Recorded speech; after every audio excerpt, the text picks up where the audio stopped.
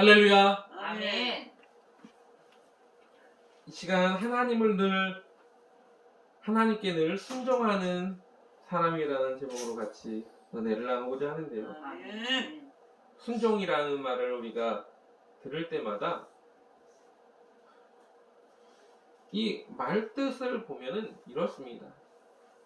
순할 순 그리고 쫓을 종입니다. 순하게 쫓는다, 순수하게 쫓는다, 순순히 따른다 이런 말입니다. 반항하지 않는 거죠. 도살장에 끌려가는 소들을 보면요 눈물을 흘린다고 해요. 근데요 신기하게 그 소가 눈물을 흘리는 이유가 뭘까요? 자기도 아는 것 같아요. 죽으러 가는 거지. 그런데 반항하지 않는 거예요. 순수하게 그냥 따라 들어간다고 합니다. 우리 예수님께서 뭐라고 말씀하셨냐면 겟세마네에 기도할 때 할만하시거든 이 자신을 내게서 돌리시옵소서. 그러나 나의 원대로 마음시고 아버지의 원대로 되기를 원합니다 라고 말씀하셨습니다. 그리고는 어떻게 하십니까? 우리 주님이 그 길을 묵묵하게 그 고난을 받으시면서 걸어가는 걸 볼 수 있습니다. 그 예수님이 십자가를 짊어지시는 그 장면을 이사야 선지자는 이사야서 53장에 이렇게 말합니다. 그가 곤욕을 당하여 괴로울 때에도 그 입을 열지 아니하였으며 마치 도수장으로 끌려가는 어린 양과 털 깎는 자 앞에서 잠잠한 양같이 그 입을 열지 아니하였도다. 순순히 따라갔다라는 겁니다. 여러분, 우리에게 조금만 어렵고 힘든 일이 있으면 우리는 반항이라는 걸 합니다. 그렇잖아요. 예전에 이제 아이들과 바닷가를 놀러 가거나 아니면 친구들 또 때로는 교회 청년들과 아이들과 바닷가를 놀러 가나 냇가를 놀러 가면 뭘 하냐면 한 사람을 잡아다가 빠치는 그런 걸 많이 합니다. 물에 빠치는 걸 많이 하는데 어떻게 합니까? 잡아서 던지려고 하면 전부 뭐예요? 발버둥을 치잖아요. 그렇죠? 발버둥을 막 치면 어떤 사람은 그래도 제 앞에서 데리고 갈 수도 있지만 너무 발버둥을 치면 위험하니까 그냥 놔버리게 되는 거죠. 근데 어떤 사람은 모든 걸 포기하고 그냥 그래 알아서 데리고 가 그런 사람이 있습니다. 발버둥을 치면 서로가 힘들게 되는 거죠. 그런데 모든 걸 포기한 이들은 순수하게 그냥 따라가게 되어 있습니다. 순순히 따른다는 건 마치 그런 것 같습니다. 너한테 모든 걸 맡길게. 네가 하고 싶은 대로 해. 그게 바로 순수하게 쫓는 따른다는 말입니다. 순종은 하나님이 나를 어떻게 쓰시든 그대로 따르겠습니다 라는 순순하게 내가 순수하게 그냥 그대로 따르겠습니다 라는 거. 에스겔 선지자의 그 환상 속에 보면 성전 동편에서 물이 흐릅니다. 은혜의 강물이 흐르는데 일천적을 청량하고 발목이 닿습니다. 일천적을 저 지나가고 다시 재니까 무릎에 닿아요. 또 일천적을 지나가서 재니까 허리에 닿고 그리고 마지막으로 재니까 그때는 건너지 못할 강이 되었다라는 말을 성경 말씀에 쓰여 있죠. 은혜의 강물에 처음 닿게 된 이들은 발목 정도예요. 내 마음대로 다닐 수 있습니다. 무릎 정도에도 마음대로 다닐 수 있어요. 허리도 내가 원하면 움직일 수 있습니다. 불편하지만 그러나 강물이 내 길을 넘어버리면 강물에 따라갈 수밖에 없는 거죠. 순종이라는 건 그 강물에 온전하게 강물이 흘러가는 대로 은혜의 강물이 흘러가는 대로 나를 이끄는 대로 내 몸을 맡기는 것과 같다는 겁니다.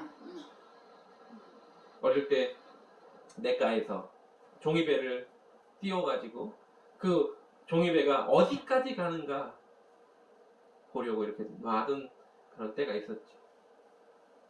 학교에서 이 냇물이 흘러서 결국엔 바다까지 간다라고 하니까 이 종이배를 거기다 띄우면 언젠가는 바다에 가겠지 하는 어린 그런 마음에 순수함이 있었어요. 가지고 이걸 놔두면 언젠가 바다까지 갈 거야 라는 생각들이 있었던 거죠. 근데 그 배를 보면 어떻습니까? 노도 없고 키도 없어요. 뭐에 따라서 가는 겁니까? 종이배는 바로 물이 따라 흐르는 대로 가게 되어 있는 거죠. 홍수가 났을 때, 노아의 홍수가 났을 때 그 방주는 노도 없고 키도 없었습니다.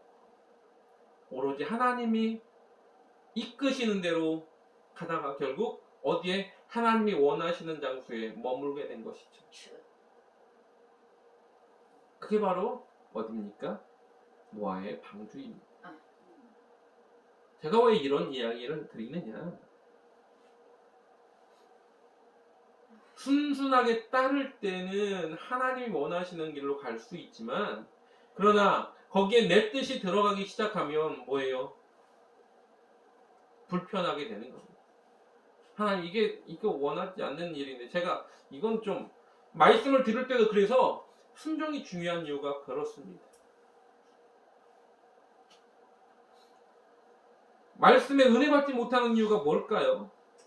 성경 말씀은 똑같은 건데, 내 마음에 하나님 의문이 드는 겁니다. 왜 이렇게 하셔야죠? 왜 이렇게 들어야 됩니까? 그래서 어떤 분들은 항상 시험 드는 데에 시험이 들죠. 또 어떤 물질적인 설교나 봉사하고 헌신하고 충성하라 이런 것들에 마음이 조금 왜 꼭 그렇게만 해야 돼? 이러는데, 그러니까 내가 좀 희생을 해야 되는 것에는 좀 마음이 불편한데, 복 받으세요. 복을 받을 겁니다. 하나님이 만배로 천배로 복을 허락하실 겁니다. 그러면 아멘 소리가 막 크게 나는데, 헌신하십시오. 충성하십시오. 하나님 앞에 모든 것을 내어 맡겨야 됩니다. 이러면 아멘 소리가 적어지는 그런 현실. 이게 뭡니까? 바로 순순히 따르지 못하기 때문에 그렇습니다. 맡기지 못하니까 불안한 거죠.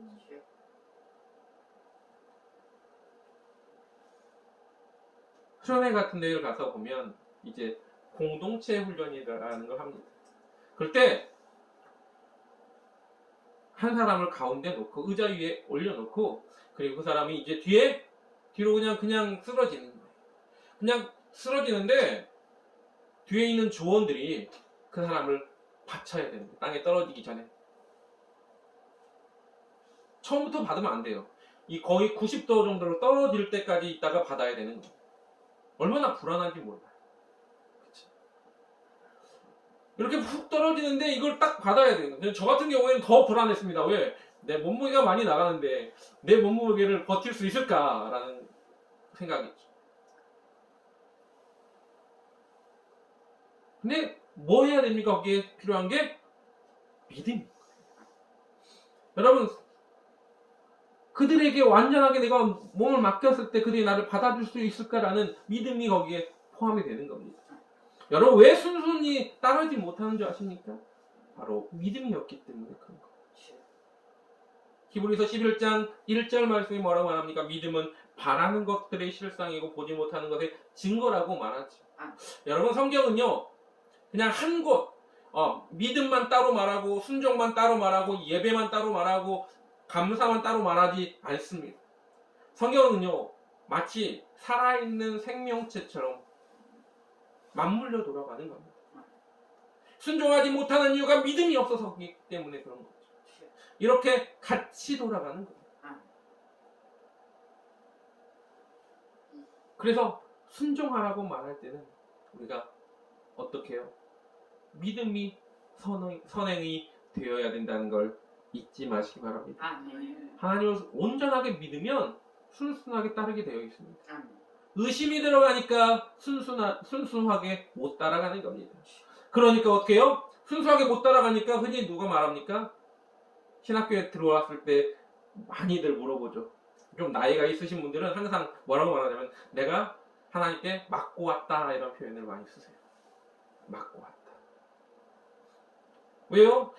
하나님이 가라고 했는데 내가 세상 길에 빠져가지고 또 먹고 살아야 되니까 그러고 하다가 결국 하나님이 나를 때리셔가지고 왔다는 표현들을 많이 합니다. 왜 못 따랐습니까? 순수하게 따라오면 되는데 순종하지 못하고 그때는 뭐예요? 맞고 와서 복종할 수밖에 없는 상황이 된 겁니다. 순종과 복종은요 종이 한 장 차이입니다. 다 주님을 따르는 건 맞아요. 무조건적으로. 그런데 여기에 순수하게 따르느냐 아니면 나는 하기 싫지만 억지로 따르느냐의 차이가 있는 겁니다. 하나님은 명령하세요. 명하셨습니다. 너는 가라! 명하셨으면 명하는데 순종으로 따르는 사람이 있고 어쩔 수 없이 따르는 이들이 있다는 겁니다.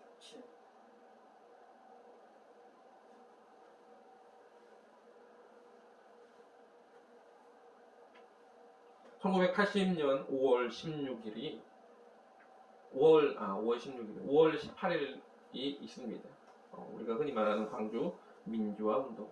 그때 군인들이 투입이 됐죠. 그 군인들이 그 젊은 친구들을 가혹하게 폭행하고 총으로 쏘고 싶었겠습니까? 그렇지 않았죠. 근데 그들은 뭐예요? 군인이기 때문에 명령을 받아요.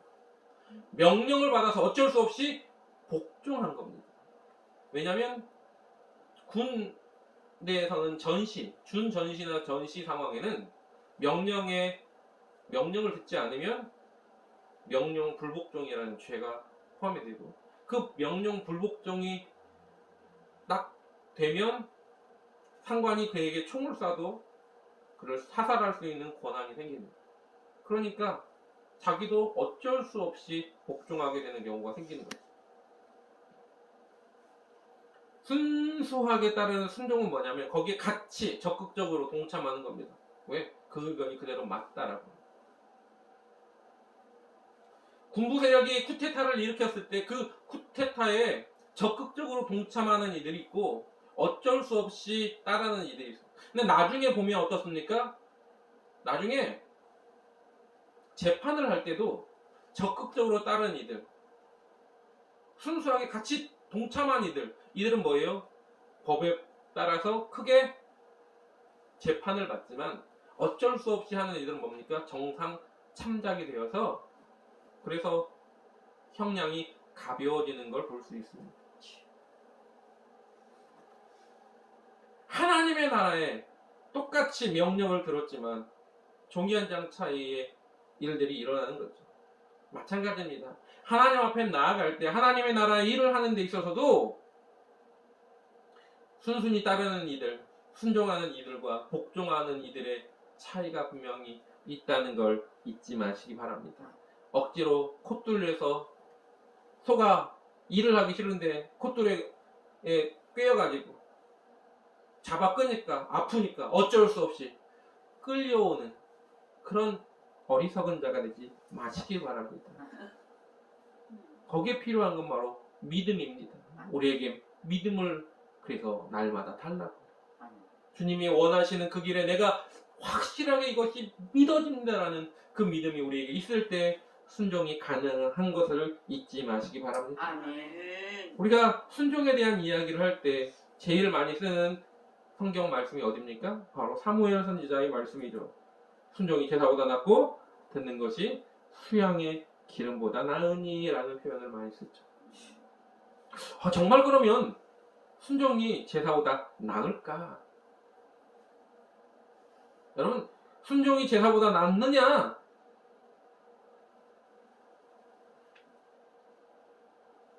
말씀은 항상 그 말씀의 전체적인 맥락을 같이 보아야 된다고 말씀을 드렸습니다. 그들은 그때 당시에 이 제사에 대해서 철저하게 지켰지만 또한 그 제사에 대해서 잘못된 마음도 같이 있었다라는 겁니다. 형식적인 제사, 신령과 진정으로 드려지지 않는 그런 예배, 그 당시 사울은 그랬던 겁니다. 마치 제사가 어떤 자기들 이스라엘 민족이 전쟁을 나가 블레셋과의 전쟁 속에서 이기게 하는 어떤 키 같은 건 줄 알았어요. 그러니까 예배만, 제사만 드리면 우리는 이길 거야 라는 그런 착각 속에 있었던 겁니다. 그래서 절차를 무시한 거예요. 빨리 전쟁에 나가야 되는데 왜 전쟁 제사를 주관해야 될 선지자가 안 오냐. 제사 빨리 드려야 우리는 이기는데. 우리는 때때로 그런 모습이 아닐까. 찝찝해서 주일날 예배를 안 드리면 찝찝해서 주일 성수를 하는 이가 있는 건 아닌가. 아니면 주일날 예배를 드리는 이 예배가 안 드리면 하나님께 혼날까봐, 하나님이 나를 벌하실까봐, 그래서 억지로 드리는 건 아닌가. 여러분, 순종이 제사보다 나은 이유는 순종에는 아까도 말한 것처럼 믿음이 함께 포함이 되기 때문에 그렇습니다. 순수하게 주님이 날 어떻게 쓰시든 그 주권자의, 절대적인 주권자의 뜻을 따르는 마음이 있기 때문에, 만약에 그것이 빠진 형식적인 허울뿐인 마지못해서 혼날까봐 드리는 그 제사는, 그것은 하나님 기뻐하는 제사가 아니기 때문에 그렇습니다. 그것은 하나님이 기뻐하는 예배가 아니기 때문에 그렇습니다. 마치 우물가의 그 여인이 예수님께 우리는 그리심산에서 드립니다, 당신들은 예루살렘에서 예배드리죠? 하면 어느 것이 맞냐고 물어보는 것과 같은 거예요. 그때 예수님이 뭐라고 말씀하셨습니까? 예배하는 자, 신령과 진정으로 예배하는 그때 하나님이 받으시는 거예요. 만약에 예루살렘에서 예배드리는 것이 맞다, 그곳에서만 예배를 드려야 된다고 하면 지금도 우리는 어디를 가야 돼요? 예루살렘까지 가야 되는 겁니다. 아니면 예루살렘을 향하여 우리가 예배를 드려야 되는 거예요. 마치 누구처럼? 이슬람교의 많은 이들이 지금도 어디에요? 하루에 5번씩 그들은 삐 하고 음악이 울리면 어디로 향합니까? 메카를 향하여, 그곳이 어느 쪽인지 그곳에다가 양탄자 깔고 거기다가 거기를 향하여 예배를 드려요. 기도를 하는 겁니다. 절을 하면서. 그 형식이 원하는 것이 아니라 뭐예요? 그 마음속에 하나님을 향한 그러한 절대적인 순종하는 마음을 가질 때 그것이 진정한 예배임을 잊지 마시기 바랍니다. 어떤 것이 중요하냐 그게 아니라 거기에는 그러한 마음이 빠졌기 때문에 그 예배는 하나님이 받지 않으신다라는 말을 쓰기 위해서 순종이 제사보다 낫다라고 말한 거예요. 그래서 그 순종함이 일어날 때 놀라운 역사가 일어나는 겁니다. 순수하게 하나님이 원하시는 다른 거 다 보지 않고 환경이나 또한 주위 배경, 뭐 어떤 물질적인 것 이런 것들을 모두 보지 않고 오로지 뭐만, 우리 주님만 바라보고 나갈 때는 놀라운 기적이 일어나는 겁니다. 혈루병 걸린 여인, 12의 혈루병 걸린 여인이 많은 무리가 예수님을 둘러싸고 있고, 그런데 가기가 너무 불편한데도 불구하고 거기 주님 앞에 갑니다. 그리고 어떻게 해요? 내가 옷자락만 만져도 내 병이 나을 거야. 그렇게 그 믿음을 가지고 만졌을 때 어떤 역사가 일어납니까? 병이, 근원이 마르지 않습니다. 순수한 그 믿음이 있었습니다. 또 어떻습니까? 무리를 예수님이 걸어오실 때 제자들이 두려워하면서 유령이라고 할 때 베드로가 뭐라고 합니까? 만일 주시거든 나로 명하여 이 물을 걸어오라 명하소서라고 하니까 주님이 뭐라고 말합니까? 오라라고 말씀하시죠. 그때 베드로가 다른 걸 전부 쳐다보지 않고 예수님만 쳐다보고 갑니다. 그게 순종이에요. 그때 어떻게 합니까? 베드로가 무리를 걸어갔어요. 한참을 걸어가다가 바람이 불어서 보니까 풍랑이 치고 파도가 밀려오니까 그때서야 주변을 보게 되고, 그러니까 뭡니까? 베드로가 물속에 빠지지 않습니다.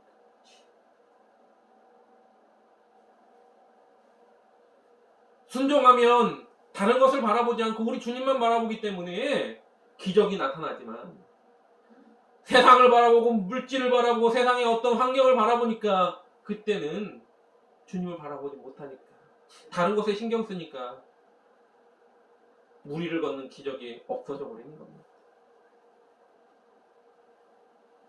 여러분, 우리 주님이 눈먼 소경에게 그 눈 낫기를 원하는 그에게 어떻게 합니까? 흙에다가 침을 뱉고 이겨서 그 눈에 발라줬죠. 그리고 뭐라고 말합니까? 실루암 샘에 가서 이 눈을 씻어라라고 말하죠. 그때 그가 안 가도 됐다. 하지만 어떻게 해요? 순종하는 마음으로 갑니다. 그리고 눈을 씻었을 때 그는 보게 되었다는 걸 여러분 잊지 마시기 바랍니다. 아멘.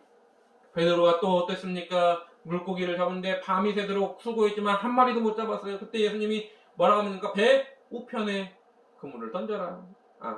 깊은 데로 가서 그물을 던져라라고 말씀하시죠.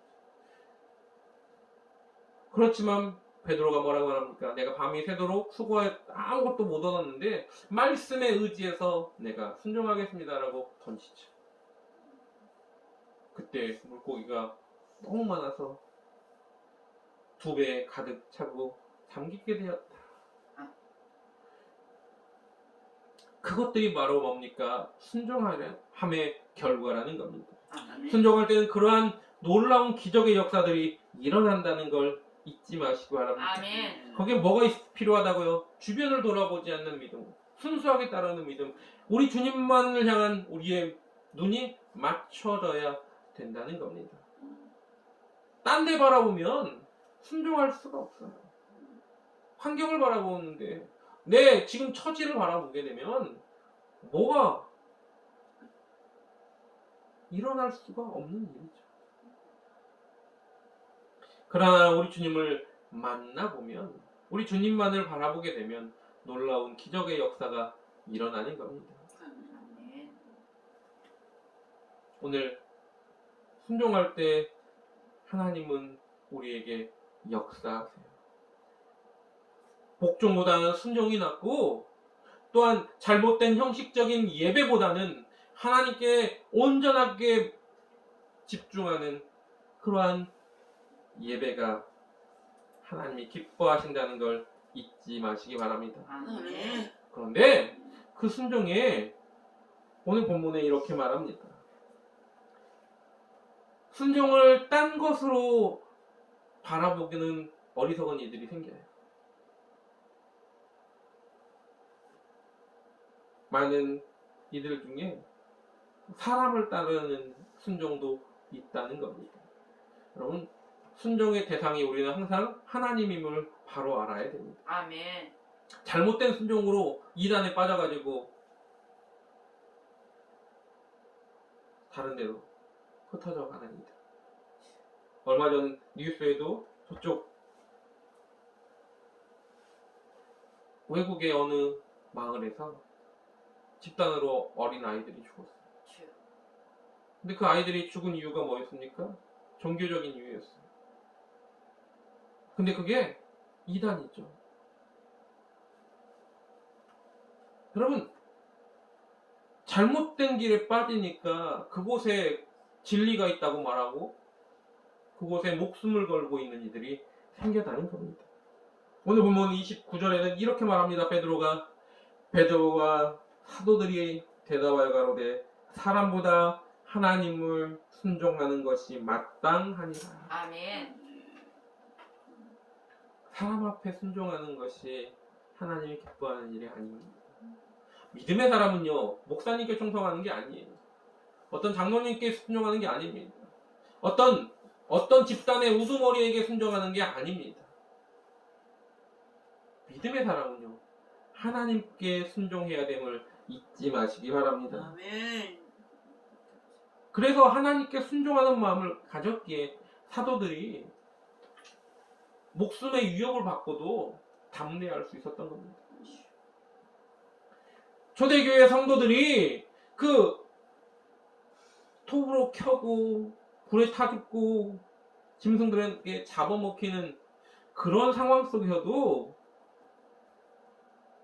하나님께 순종하는 것이 마땅하기 때문에 그 어려움을 이길 수 있었다는 걸 잊지 마시기 바랍니다. 아멘. 우리도 마찬가지입니다. 우리에게 하나님을 향한 순종만 제대로 박혀 있다면 지금 현재 어려움에 처해져 있는 우리들의 상황이 우리들에게 어려움을 주는 많은 일들이 우리를 넘어뜨리지 못할 것이고 또한 그 상황들이 우리를 좌절하게 하지 못할 것이라는 걸 잊지 마시기 바랍니다. 아멘. 그런데 그 순종은 그러면 어떻게 지켜야 되느냐? 여러분, 우리가 은혜 안에 살고 또한 하나님의 백성으로서 이 세상의 악한 자들을 대적하고 이기기 위해서 하나님 앞에 믿음이 필요하고 하나님을 순수하게 따르는 순종함이 필요한데 우리는 사람인지라 우리가 얼마나 많이 매일매일 흔들립니까? 우는 사자처럼 삼킬 자를 찾아다니는 그 마귀의 그 괴계에 유혹에 우리는 매번 넘어질 때가 있습니다. 하나님 앞에 순수하게 하나님을 따라가고 싶은데 자꾸 넘어지게 되어 있어요. 그게 왜 그렇습니까? 바로 순종함에 따르고 싶은데 육신이 연약해서 그렇습니다. 그래서 마음에는 원이로되 육신이 약하다고 우리가 자꾸 얘기하죠. 근데 여러분 그 말도 마음은 원이로되 육신이 약하다고 하는 그 말도 한두 번인 겁니다. 그걸 날마다 입버릇처럼 그렇게 살고자 하는 사람들은 뭐가 문제입니까? 의지가 없는 거예요. 왜 의지가 없습니까? 바로 순종의 훈련이 덜 되어 있기 때문에 그렇습니다. 여러분 그래서 순종하는 것도요 훈련인 겁니다. 하나님을 따르고자 하는 그것도 훈련인 거예요. 군대 가면 훈련을 시키죠.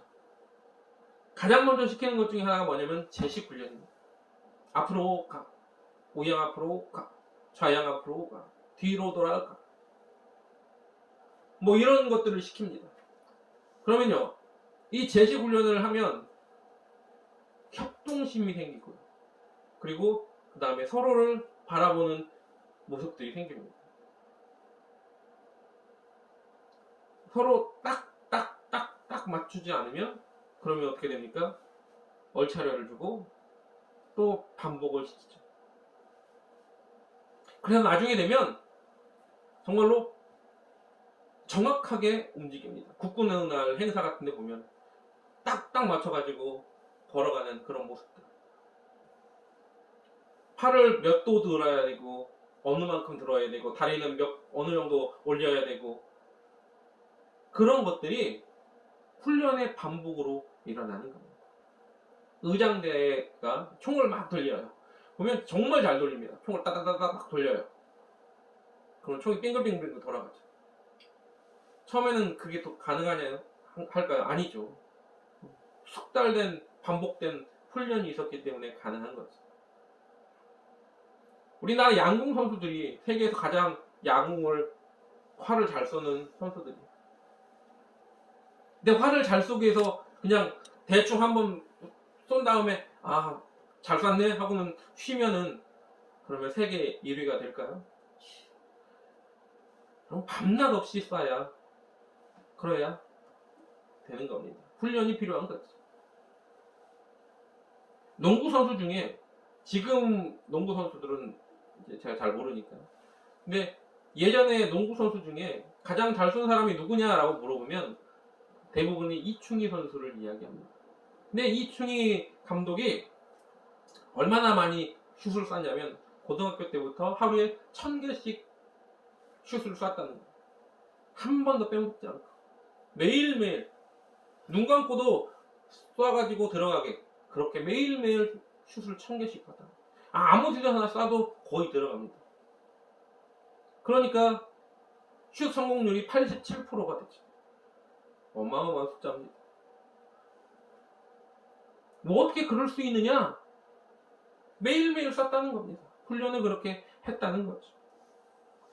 마찬가지로 우리가 어떤 어려운 상황이 닥쳐도 거기에 굴하지 않고 순종할 수 있는 건 훈련이, 반복된 훈련이 필요하다는 겁니다. 어떤 상황 속에서 우리가 주님 앞에 순종할 모습, 순종할 준비가 되어야 있어야 된다는 것을 잊지 마시기 바랍니다. 아멘. 죄의 싹은 분명한 건 뭐예요? 사망인 거예요. 여러분 우리가 하나님 앞에 불순종하게 되는 거, 그 불순종 자체가 뭡니까? 바로 죄를 짓는 것이고 그것도 사망에 이르게 된다는 걸 잊지 마시기 바랍니다. 아멘. 그렇다면 순수하게 주님을 따르는 믿음을 가지고 하나님이 나에게 무엇을 원하시는지 예라고 대답할 수 있어야 되는 것이죠. 아니요가 아니라 예라고 대답해야 됩니다. 디모데전서 4장 7절부터 8절에는 그래서 이렇게 말하고 있습니다. 망령되고 허탄한 신화를 버리고 오직 경건에 이르기를 연습하라. 육체의 연습은 약간의 유익이 있으나 경건은 범사에 유익하니 금생과 내생의 약속이 있느니라 라고 말하고 있습니다. 아멘. 뭐예요? 연습하라는 겁니다. 경건에 이르기 위해서 연습하라. 여러분 반복적으로 그 일을 위해서 연습하라고 말하는 겁니다. 은혜만 받으면 되잖아요. 네. 여러분 은혜 받는 건요, 그 은혜 받음도 한 번으로 끝나지 않습니다. 우리가 흔히 성령 충만, 성령 재충만 이렇게 하는 이유가 있습니다. 우리는요 성령 충만을 받아도 그것이 평생 갈 거라고 생각하진 않죠. 평생 갈 수도 없습니다. 기도를 한 번 하고는 그냥 끝이면 얼마나 좋겠습니까? 그런데 그렇지 않잖아요. 매일매일 기도해야 되는 겁니다. 아멘. 왜? 하나님과 나와 그 대화를 이어가야 되기 때문에 그렇죠. 아멘. 성령 충만한 것도 마찬가지입니다. 은혜도 마찬가지죠. 이 모든 것들이 자꾸 우리 가운데 반복적으로 숙달되어야 되는 것처럼 순종함도 마찬가지입니다. 우리는 순종할 준비를 하고 있어야 됩니다. 못하겠습니다. 안 하겠습니다. 이게 아니라 물론 은혜가 오면 자연적으로 순종할 수 있습니다. 하나님을 온전히 믿어지면. 그런데 우리가 365일 매일매일 은혜가 넘치지는 않습니다. 365일 매일매일 성령 충만하지는 않아요. 매 순간순간마다 결정할 일이 있고, 그럼 어떻게 해야 됩니까? 반복적으로 하나님께서 나에게 원하시는 순종을 우리가 훈련하여서 날마다 하나님을 온전하게 따르는 저와 여러분 되시길 주님의 이름으로 간절하게 부탁을 드립니다. 아멘. 이 시간 그래서 그 1000년이 지나도 주님의 그 사랑을 잊지 않겠습니다. 주님이 뭐라고 원하시든 그대로 걸어가겠습니다. 고백하는 저희들 되기를 원하고 말씀을 따라서 찬양하고 나가겠습니다. 아멘.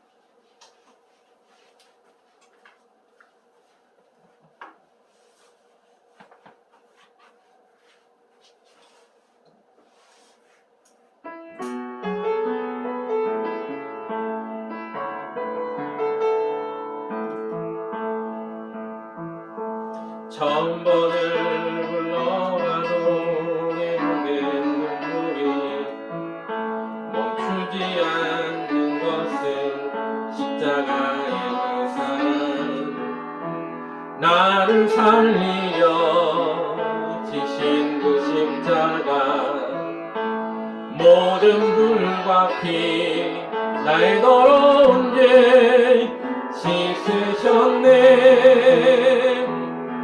나를 향한 사랑 생명을 내어주사 영원한 생명을 내게 주심을 감사해. 천번을 불러도 내 눈에는 눈물이 멈추지 않는 것은 십자가의 그 사랑. 나를 살리려 하늘 보자 버리신 나를 사랑하신 분 그분이 예수여. 천번을 불러도 내 눈에는 눈물이 멈추지 않는 것은 십자가의 그 사랑. 나를 살리려 하늘 보자 버리신 나를 사랑하신 분 그분이 예수요. 우리 시간 같이 말씀을 생각하면서 하나님, 저 앞에 내가 주님 명하시는 모든 일에 순수하게 따르기로 하고 어쩔 수 없이 불평불만을 가지고 따르는 것이 아니라 주님의 뜻에 모든 것을 맡기는 순종이 있기를 원합니다. 또한 하나님, 우리 모든 삶 속에서 역사하기를 원하시는 주님 앞에 오늘도 내 것을 내가 그 앞에 순종할 수 있는 그러한 마음으로 나가여 주시옵고 매일 순종을 훈련할 수 있는 주의 자녀가 되게 하여 주시옵소서. 오늘 예배 가운데 역사하시고 우리 삶 속에서도 역사해달라고 공동으로 주여 이를 향하고 간절하게 기도하겠습니다. 주여! 오늘 묘사는